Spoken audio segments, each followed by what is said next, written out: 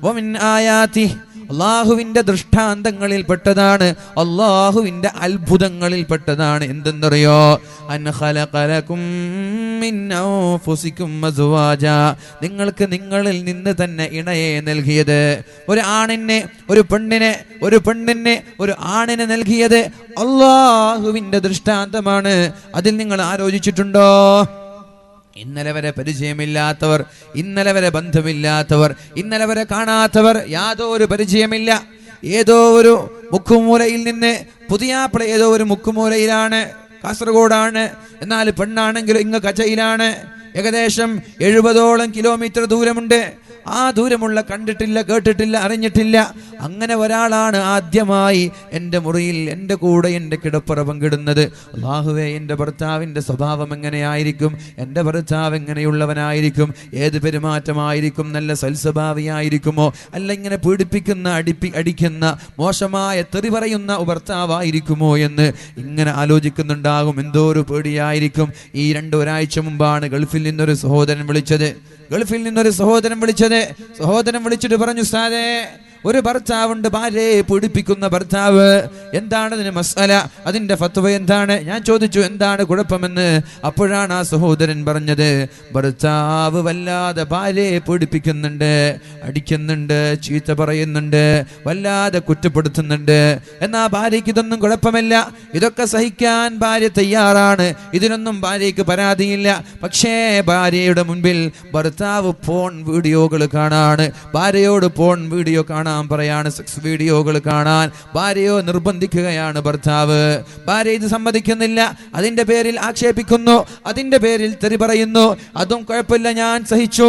എന്നാൽ ഇതിനേക്കാളും വലുത് കേൾക്കണോ? അന്യ പുരുഷനുമായി അവിഹിത ബന്ധത്തിൽ ഏർപ്പെടാൻ സ്വന്തം ഭർത്താവ് പ്രേരിപ്പിക്കുകയാണ് ഭാര്യയെ. അവിഹിത ബന്ധത്തിന് വേണ്ടിയിട്ട് ഭർത്താവ് ഭാര്യയെ പ്രേരിപ്പിക്കുകയാണ്. ഒരു പക്ഷേ അവന്റെ ചങ്ങാതിമാരെ കൊണ്ടുവന്ന് കിടപ്പറ പങ്കെടുപ്പിച്ചാൽ ഒരു 10,000 രൂപ, ഒരു 5,000 രൂപ അവന്റെ പോക്കറ്റിലേക്ക് ലഭിച്ചേക്കാം. അതിനുവേണ്ടി സാമ്പത്തിക താല്പര്യക്ക് വേണ്ടി തന്റെ ഭാര്യയെ പോലും ഒറ്റുകൊടുക്കുന്ന ഭർത്താവാണ്. എനിക്ക് ഇത് കണ്ടപ്പോൾ മനസ്സിൽ അംഗീകരിക്കാൻ പറ്റുന്നില്ല. ഇനി എങ്ങനെയാണ് അയാളുടെ കൂടെ ഞാൻ ജീവിക്കേണ്ടത്? അതുപോലെ തന്നെ ഈ പെണ്ണിന്റെ മുന്നിൽ തന്നെ അന്യപെണ്ണുങ്ങളുമായി സംസാരിക്കാനും അന്യപെണ്ണുങ്ങളുമായി ഇടപഴകാനും ശ്രമിക്കുന്ന ഒരു ഭർത്താവ്, ഇത്രയും വൃത്തികെട്ടവനായ നീചനായ ഭർത്താവ്, ഇവനെന്ന് ത്വലാഖ് ചെല്ലാൻ പറഞ്ഞാൽ ത്വലാഖ് ചെല്ലുന്നില്ല. എന്താണ് ചെയ്യേണ്ടത് എന്ന് ചോദിച്ച് വിളിക്കുമ്പോൾ, എൻ്റെ സഹോദരാ, ഭാര്യമാർക്ക് ആശങ്കയുണ്ട്, ഭാര്യമാർക്ക് വെപ്രാളമുണ്ട്. എൻ്റെ ഭർത്താവ് എങ്ങനെയുള്ളവനായിരിക്കും? കള്ളുകുടിയനാണോ? സിസർ വലിക്കുന്നവനാണോ? കഞ്ചാവിൻ്റെ മയക്കുമരുന്നിൻ്റെ മാഫിയകളുടെ ആളാണോ? കൊട്ടേഷൻ സംഘത്തിൻ്റെ ആളായിരിക്കുമോ? അല്ലാഹുവേ, നിസ്കരിക്കുന്ന ആളായിരിക്കുമോ? സ്ത്രീധനത്തിന്റെ പേരിൽ പീഡിപ്പിക്കുന്ന ആളായിരിക്കുമോ?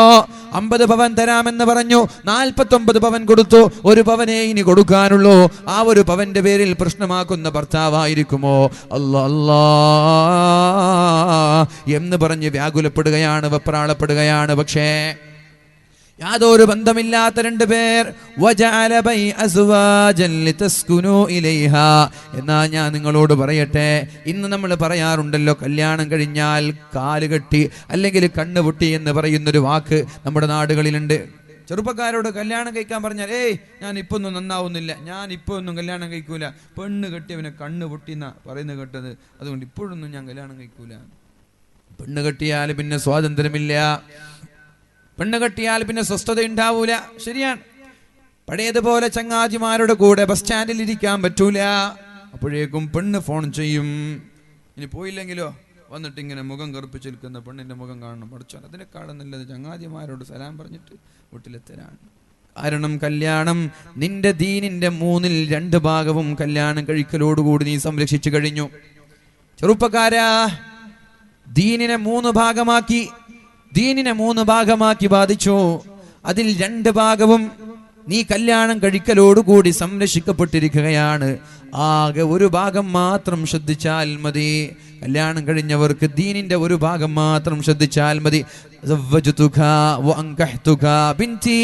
എന്റെ ഇന്നാലിന്ന മകളെ നിനക്ക് ഞാൻ കല്യാണം കഴിച്ചു തന്നു.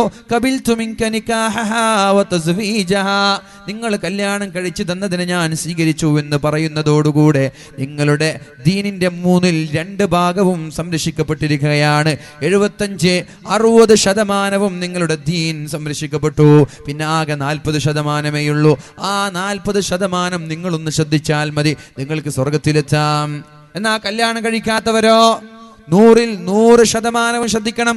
ഇടത് ഭാഗവും ശ്രദ്ധിക്കണം, മുൻഭാഗവും ശ്രദ്ധിക്കണം, വലത് ഭാഗവും ശ്രദ്ധിക്കണം, പിൻഭാഗം ശ്രദ്ധിക്കണം. അവന്റെ ജീവിതത്തിന്റെ 4 ഭാഗങ്ങളിലും അവൻ ശ്രദ്ധയോടെ, വളരെ ശ്രദ്ധയോടെ ജീവിച്ചാലേ വളരെ ദീനിൽ അധിഷ്ഠിതമായ ജീവിതം അവന് നയിക്കാൻ പറ്റുള്ളൂ. കല്യാണം കഴിക്കാത്തവൻ എങ്ങനെയാണ്?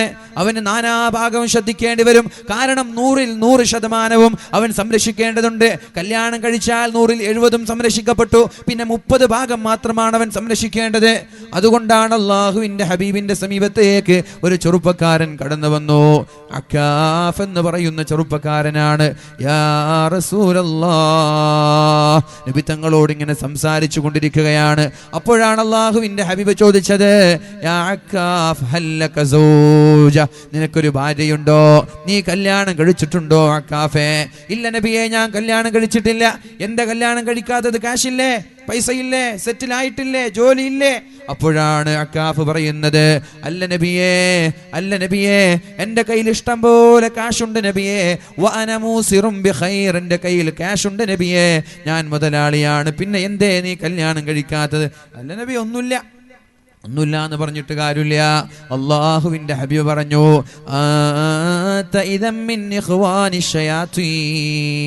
നീ പിശാചിന്റെ ചങ്ങാതിയാണ്.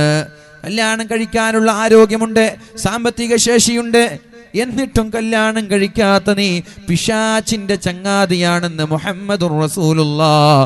നിന്റെ ചങ്ങാതിമാരും പിശാചാണ്, പിശാചിന്റെ ചങ്ങാതിയാണ് നീ. എന്നിട്ട് പറഞ്ഞു, അർദലു മൗതാകും ഉസ്സാബുകും, അർദലു മൗതാകും ഉസ്സാബുകും ശിറാറുകും ഉസ്സാബുകും. നിങ്ങളിൽ ഏറ്റവും മോശക്കാർ കല്യാണം കഴിക്കാത്ത ബാച്ചിലേഴ്സ് ആണ്. നിങ്ങളിൽ മോശക്കാർ കല്യാണം കഴിക്കാത്ത ബാച്ചിലേഴ്സ് ആണ്. അതുപോലെ മോശമായി മരിക്കുന്ന, ആഖിബത്ത് മോശമായി മരിക്കുന്നതും കല്യാണം കഴിക്കാത്ത ബാച്ചിലേഴ്സ് ആണെന്ന് പരിശുദ്ധ റസൂലുള്ളാഹ്. അപ്പൊ ഈമാൻ രക്ഷപ്പെടണമെങ്കിൽ, ഈമാൻ സലാമത്തായി മരിക്കണമെങ്കിൽ പ്രായപൂർത്തി എത്തിയാൽ ഉടനെ കല്യാണം കഴിക്കണം. കാരണം ദീനിന്റെ 2 ഭാഗവും സംരക്ഷിക്കപ്പെട്ടിരിക്കുകയാണ്. ഒരു ഭാഗം മാത്രം സൂക്ഷിച്ചാൽ മതി. അതുകൊണ്ട് എന്റെ സഹോദര, കല്യാണത്തെ കുറിച്ച് പരിശുദ്ധമായ ഖുർആൻ പറഞ്ഞത്, അൻ ഖലഖ ലകും മിൻ അൻഫുസികും അസ്വാജാ ലിതസ്കുനൂ ഇലൈഹ, നിങ്ങൾക്ക് സന്തോഷമുണ്ടാവാനാണ്. ഒരുപാട് ജോലിയുടെ പ്രയാസങ്ങൾ സഹിച്ചിട്ട്, ജോലിയുടെ പ്രാരാബ്ദങ്ങളെ, മുതലാളിയുടെ വെട്ട് കേട്ടു, മുതലാളിയുടെ ചീത്ത കേട്ടു, മുതലാളിയുടെ തെറി കേട്ടു, മാനേജറിന്റെ ചീത്ത കേട്ടു, ഇങ്ങനെ രാവിലെ 9 മണി മുതൽ വൈകുന്നേരം 6 മണി വരെ ജോലി എടുക്കുന്നതിനിടയിൽ ഒരുപാട് ചീത്തയും തെറിയും കേട്ട് വളരെ ക്ഷീണിച്ചിരുന്നിരുന്ന് നടുവേദനയായി ഒന്ന് വിശ്രമിക്കാൻ വേണ്ടി വീട്ടിലേക്ക് വരുമ്പോ നിന്റെ മുഖം നോക്കി പുഞ്ചിരിക്കുന്ന ഒരു ഭാര്യയുണ്ടായാൽ രാവിലെ മുതൽ വൈകുന്നേരം വരെ നിന്റെ അധ്വാനിച്ച, നീ ക്ഷീണിച്ച ക്ഷീണമെല്ലാം പമ്പ കിടക്കൂലേ? ലിതസ്കുനൂ ഇലൈഹാ.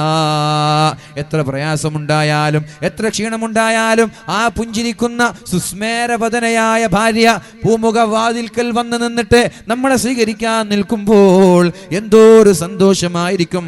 നമ്മുടെ പ്രയാസങ്ങളെല്ലാം പമ്പ കിടക്കൂലേ?